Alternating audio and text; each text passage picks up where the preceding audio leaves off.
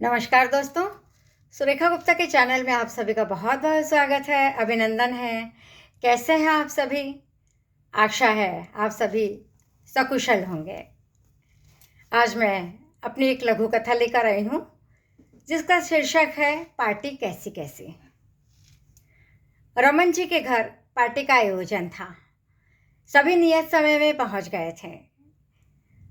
एक प्यारी सी बहू और एक हैंडसम सा बेटा सबका स्वागत कर रहे थे।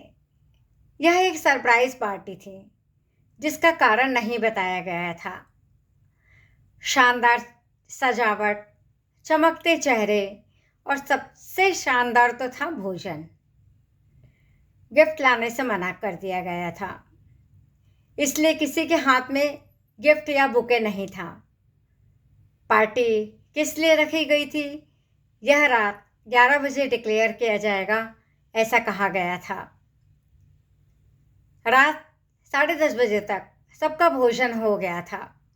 सबको उत्सुकता थी कि आखिर ये पार्टी किस लिए रखी गई है। कारण तो जानना ही था सबको।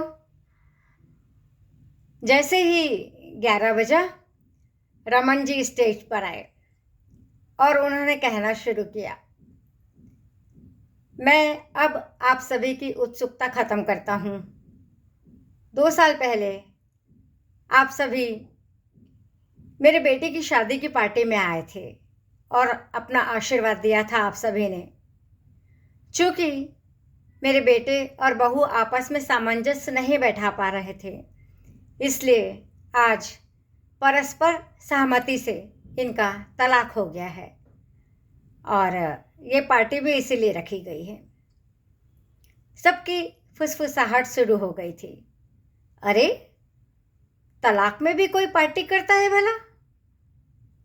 सबकी जिज्ञासा शांत करते हुए रमन जी के बेटे ने कहना शुरू किया, आप सभी की जिज्ञासा मैं समझ रहा हूँ। दरअसल शादी में हमने वधू पक्ष से कोई दहेज नहीं लिया था। सिर्फ एक साड़ी में दुल्हन लेकर आए थे। इसीलिए तलाक होने पर मेरी पूर्व पत्नी ने भी कोई गुजारा भत्ता नहीं मांगा और ये पार्टी बस इसी खुशी में है। सभी शांत हो गए थे। एक बुजुर्ग